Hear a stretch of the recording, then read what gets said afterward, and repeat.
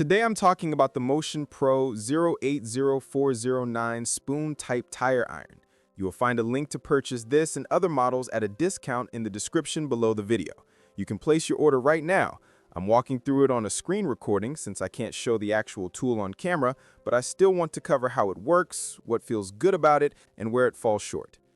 This tool is one of those simple pieces of steel that either makes tire work easy or turns it into a fight. The first thing that stands out is the shape. Did you know that the best discounts on Amazon last only a few hours? That's why I launched 2 channels where I publish the highest discounts on Amazon products in real time every day. Follow the link in the description and subscribe to our Threads and Telegram channels right now to consistently save money on your everyday purchases. The spoon end has a smooth curve that's meant to slip under the bead without slicing the tube. It's cleaner and more controlled than the sharp edge levers you see in cheaper sets. When you look at it up close, even on a screen, you can see the metal finish is smooth enough to avoid dragging rubber. That alone reduces pinches when working on tubes for dirt bikes or dual sports. The handle area has a slight bend that gives a bit more leverage without forcing your wrist into an odd angle. It doesn't look fancy, but it does what it should. When I've used tools shaped like this, that bend helps keep the iron steady when you're rolling the bead over the rim.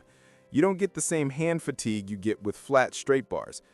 The length is a middle ground, long enough to give leverage, short enough not to over-torque things and damage the bead. The steel is solid. This thing doesn't flex much, which is good when a bead is stubborn. At the same time, it's not overly heavy. Some irons try to feel premium by adding weight, but that doesn't help when you're working on the side of a trail. This one keeps the weight reasonable while still feeling reliable.